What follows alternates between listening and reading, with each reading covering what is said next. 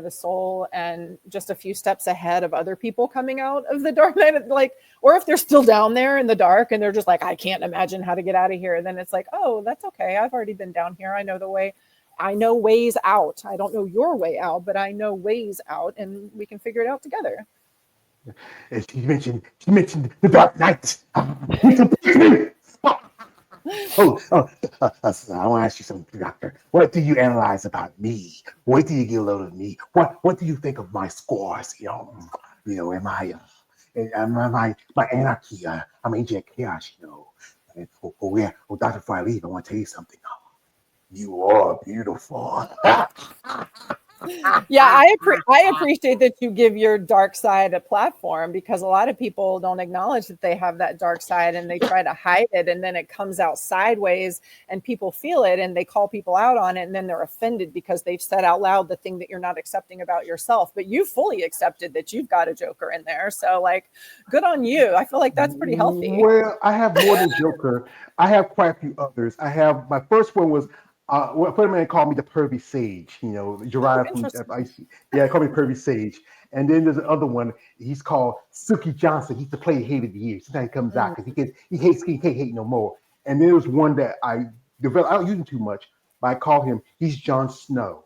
He's like, it's often when I do this stuff and people send me stuff, like I call them my little birdies. They're my ravens. They send me information. I'm Jon Snow, the master of the wall, the bastard of Winterfell. I'm not a bastard. My parents are married, but when doing this, you need that to help you, because there's a lot of stuff that's in this. And like I said, I've sat and talked with ladies and had conversations, and it takes a shit. I mean, I remember I used to work like I said again, I worked with women for a long time. My first job was working at a gas station. And I worked 13 years in textiles with women. And then I worked 6-7 years in a strip club, and it's one thing, guys would say, like, dude, you're out. Some days it's not a good day for them. And if they do, sometimes we sit and have conversations, and because especially the sexualization of women. It's hard. And even in this sport, not just the bikini girls and the wellness girls, the figure girls, the competitors. Patriarchy. I think you have to accept that. We live in a patriarchy, and we're seeing it especially with the current political climate, that women are seen as a resource and a commodity, and there is a desire to control us and how we contribute and how we exercise our freedoms. Sexual exploitation of women is as long as the history of human beings. And the more conscious men become, and I love that there's so many men who are watching this live and commenting in positive ways and recognizing any contribution that I might be making to the bigger conversation, because we need y'all to be the ones to speak up and stand up when you hear effed up stuff like your body, my choice. We need y'all to be our protectors. We didn't necessarily think that we needed that as we came out of the 80s and the 90s and women started moving into the workforce, and the pay gap and all of the things that have, are built into the system of women emerging into greater parts of society. But at this point, as a very strong feminist, and as a woman who, for most of my life since I've been divorced for 12 years, did not think that I wanted to be married again. But at this point, I recognize that the way that this country is going, if I choose to stay here, I and other women will need the physical and financial protection of men. So we need you guys to recognize that there are systems at play that are anti-woman, and they're anti a lot of other things, including anti-Black, anti-people of color, anti-religions that are different than what the, governmental... Anti-sexual orientation. Everything. Pretty much everything except white males. Because here's not me. I'm a descendant of a slave. I'm just only 3 generations. My great grandfather was a slave. My grandfather was a sharecropper. Yes. My parents were sharecropper. Yes. I sharecropper a little bit. We came from an area where we had to work. My parents had to work because my mother had to feed 6 kids. She had 7, but she lost 1. Yeah. But and that's the thing is, and that's why I have respect for women. Like I said, we still love y'all women because we Yeah, still. I know, but you're doing a great job of walking the line, right? You're doing a great Yeah, job of like expressing your respect and enthusiasm while also giving us a platform to have voices. And yeah, that's my plea, I guess, with any of the men listening, is just to please continue to be an amplifier for women and a protector, because we're going to need you guys. That's why I did this, because really, why I started this, because this was helping my man fill my mom's issues. And then when I just started getting into it fully, because like I said, I've been a fan, bodybuilding for a long time. And I've been a fan of you ladies. I mean, like I said, my brother used to play football here in our hometown. I used to get the muscle mags. I remember grew up with Arnold Schwarzenegger, Lee Labrada, and Lee Haney and those great guys. But then y'all women, y'all came up, especially when I was getting to my pubescent age, and seeing people like Corey Everson and Laura Craval and Vicky Gates and some beautiful women, and then doing this content and knowing what it takes to be a woman in sport. Like, not everybody can be like the great Ronnie Coleman says. Not everybody want to be a bodybuilder. No one can live this heavy ass weight. Nobody want to listen to a heavy ass weight. But I said again, this is a passion sport. Some people, this is their life. This is what they make their money off of. But also, there's people that enjoy doing this. As you know, as you heard recently, the pro card thing that might hurt a little bit. I don't know, maybe not. Some competitors may say, you know what, let me go ahead and compete because I worked so hard to get to this level. Yeah. I don't want to give that pro card. Others, they say, you know what, it doesn't mean anything to me. It's just a little card. I just go ahead and start at the bottom. Always move on.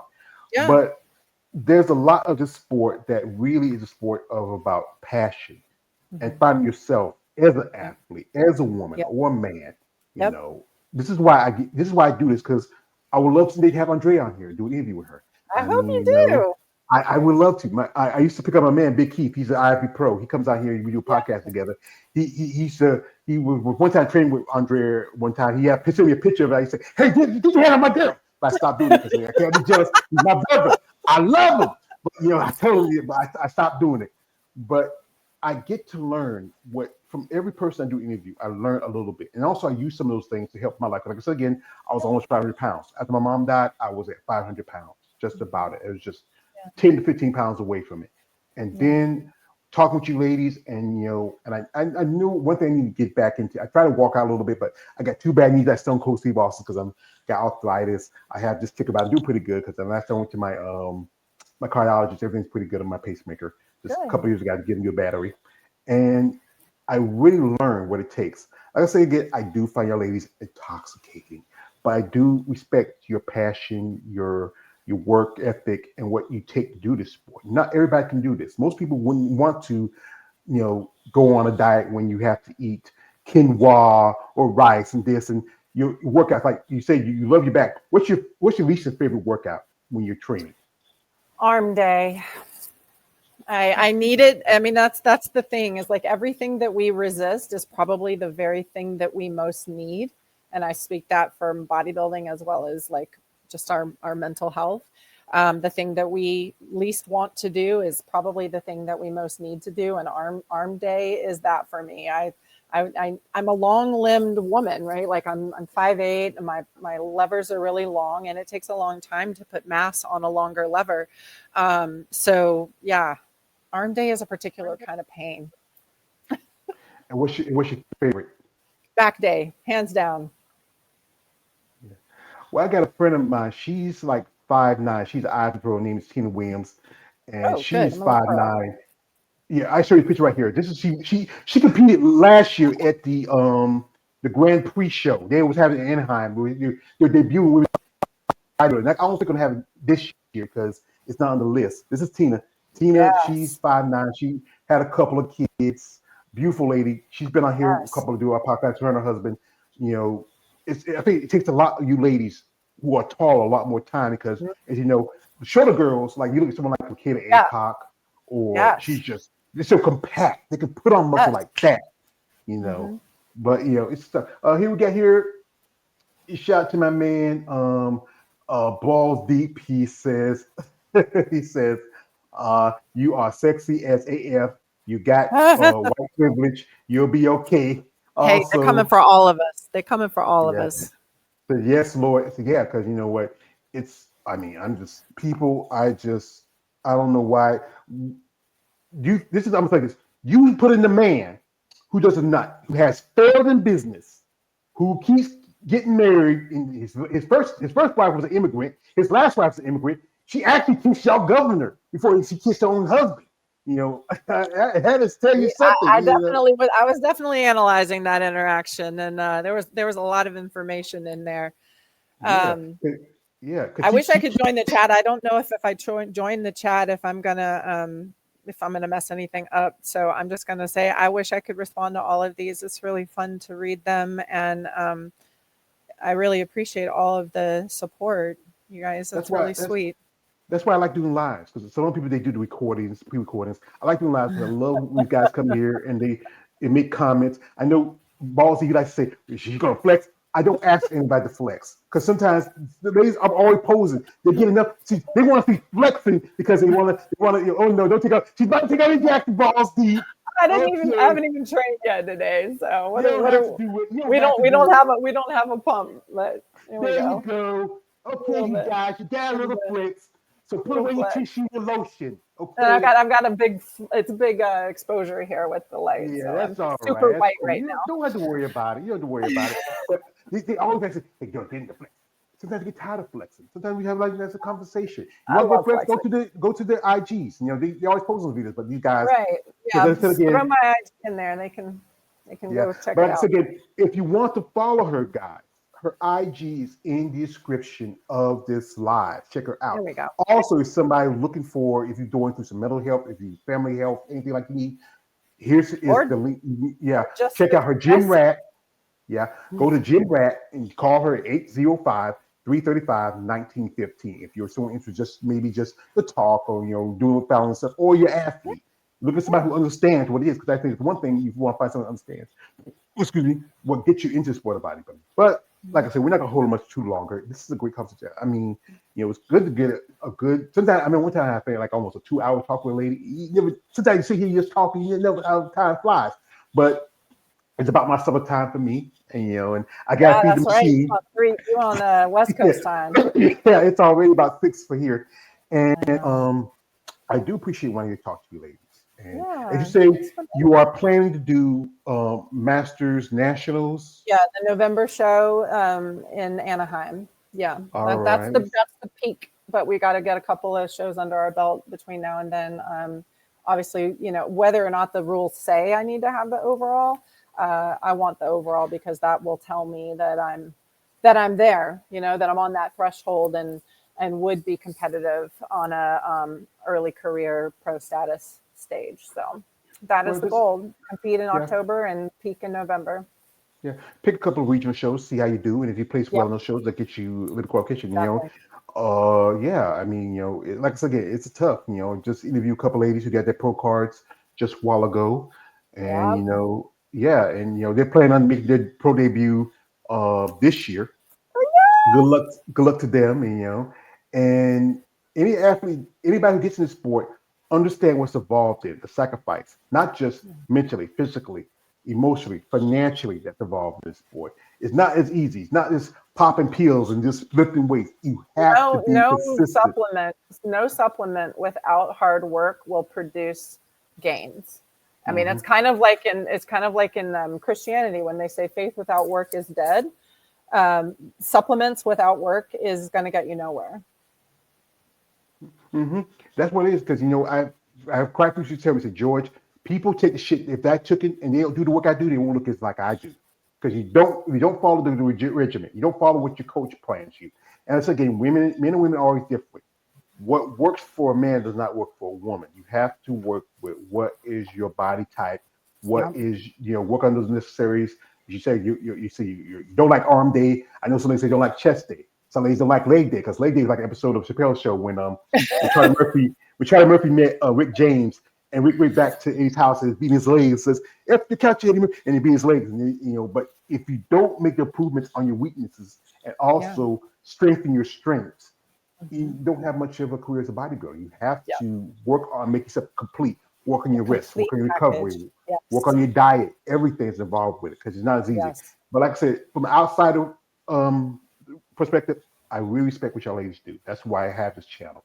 Give y'all ladies a voice. The quote from my man, the movie Batman Begins, when Jim Gordon says to Batman, says, "I never get a chance to thank you. He sat around and says, "You never have to. That's why I do this." So, one question I asked with you: what would you want for yourself out of bodybuilding? Hmm.